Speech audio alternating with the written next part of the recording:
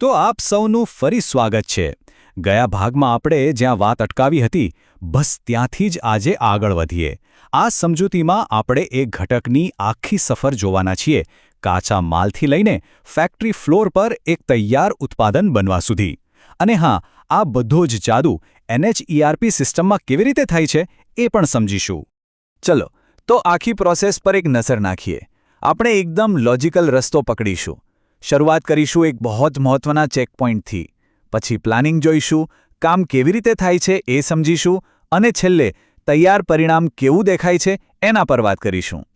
યાદ છે, આપણે છેલ્લી વાર વાત કરી હતી કે મટીરિયલ વેરહાઉસમાં આવી ગયું છે, પણ એને વાપરતા પહેલાં એને એક બહુ જ અગત્યની કસોટીમાંથી પસાર થવું પડે છે. અને જુઓ, આજ તો પહેલો અને કદાચ સૌથી અગત્યનો સવાલ છે જેનો જવાબ સિસ્ટમ આપણને આપે છે. આનાથી એ પાક્કું થાય છે કે પ્રોડક્શનની લાઇનમાં ફક્ત સારી, એકદમ શ્રેષ્ઠ ક્વોલિટીની સામગ્રી જ જાય.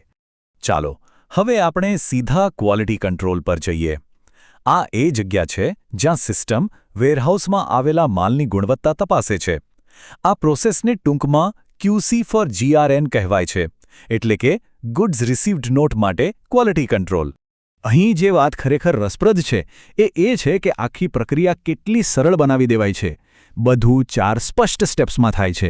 પહેલાં મટીરિયલ QC માટે મોકલાય, પછી ઇન્સ્પેક્ટર કેટલો માલ સારો છે અને કેટલો ખરાબ એની એન્ટ્રી કરે. જો માલ રિજેક્ટ થાય તો એનું કારણ નોંધાય, અને છેલ્લે એક ઓફિશિયલ QC ડોક્યુમેન્ટ બની જાય છે. આનું પરિણામ એકદમ સીધું અને સરળ છે, પણ બહુ જ પાવરફુલ છે. જે માલ સારો છે એ પ્લાનર્સ માટે ઉપલબ્ધ થાય છે, અને જે ખરાબ છે એને પ્રોડક્શન લાઇનથી દૂર જ રાખવામાં આવે છે. ઓકે, તો હવે આપણી પાસે ક્વોલિટીવાળો મટીરિયલ તૈયાર છે. તો હવે સમય છે પ્રોડક્શન માટેનો માસ્ટર પ્લાન બનાવવાનો, અને એના માટે 2 મુખ્ય ડોક્યુમેન્ટ્સ વપરાય છે. એમાંથી પહેલું છે વર્ક ઓર્ડર, જેને આપણે જોબ કાર્ડ પણ કહીએ છીએ. આને તમે કોઈ પણ મેન્યુફેક્ચરિંગ જોબ માટેની માસ્ટર રેસિપી સમજી શકો છો. અને આ સ્લાઇડ એ રેસિપીના 2 ભાગોને કેટલી સરસ રીતે સમજાવે છે. વર્ક ઓર્ડર 2 વસ્તુઓને જોડે છે. પહેલું, બિલ ઓફ મટીરિયલ્સ, એટલે કે શું વાપરવું, અને બીજું પ્રોસેસ શીટ, એટલે કે એને કેવી રીતે બનાવવું. તો અહીં સૌથી મહત્વનો મુદ્દો એ છે કે વર્ક ઓર્ડર ખાલી એક કાગળનો ટુકડો નથી. એ તો શોપ ફ્લોર પર જે કંઈ પણ થવાનું છે એના માટેનું સેન્ટ્રલ કંટ્રોલ ડોક્યુમેન્ટ છે. અને જો આપણે કેવી રીતે બનાવવું એની ઊંડાણમાં જઈએ તો પ્રોસેસ શીટમાં તો અકલ્પનીય વિગતો હોય છે. કામના ચોક્કસ ક્રમથી લઈને દરેક સ્ટેપ માટે કયા ટૂલ્સની જરૂર પડશે ત્યાં સુધી બધું જ એમાં હોય છે. ચાલો તો પ્લાન હવે તૈયાર છે. હવે સમય છે એક્શનનો.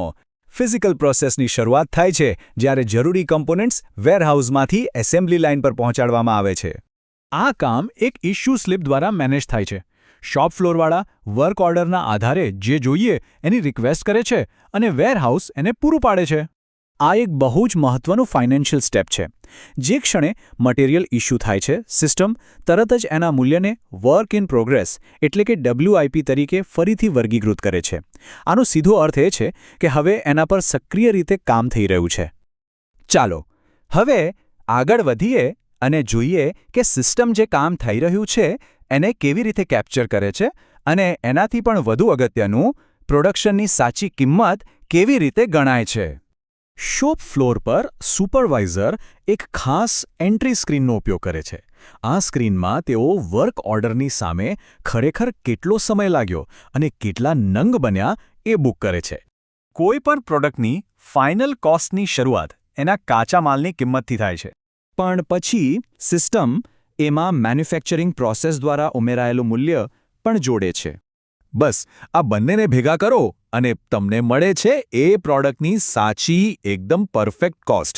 અને સાચું કહું તો આટલી ચોકસાઈથી કોસ્ટિંગ કરવું એ જ તો આ સિસ્ટમની ખાસિયત છે, જે તમને ભાગ્યે જ બીજે ક્યાંય જોવા મળશે.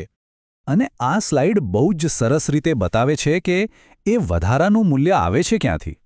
સિસ્ટમ 4 અલગ અલગ રેટ્સને જોડીને મેન્યુફેક્ચરિંગની ચોક્કસ કિંમતની ગણતરી કરે છે.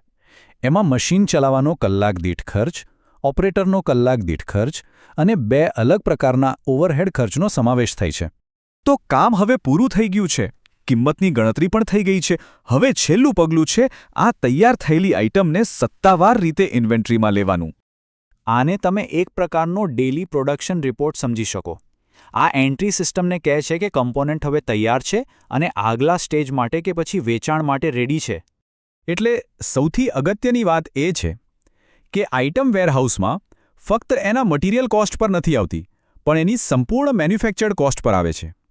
એમાં શોપ ફ્લોર પર ઉમેરાયેલી બધી જ કિંમતનો સમાવેશ થાય છે. તો આ જે વેલ્યુ ઉમેરાતી જાય છે એ આખી પ્રક્રિયાનો પાયો છે. ભલે આપણે એક કમ્પોનન્ટની સફર અહીં પૂરી કરી, પણ સિસ્ટમની અસલી તાકાત તો ત્યારે સામે આવે છે જ્યારે આવા નાના કમ્પોનન્ટ્સ ભેગા થઈને એક મોટું, જટિલ ઉત્પાદન બને છે. અને એની કિંમત દરેક લેવલ પર કેવી રીતે વધતી જાય છે એ સમજવું બહુ રસપ્રદ છે. આ બધું કેવી રીતે કામ કરે છે? એના પર આપણે આપણા આગલા ભાગમાં વાત કરીશું.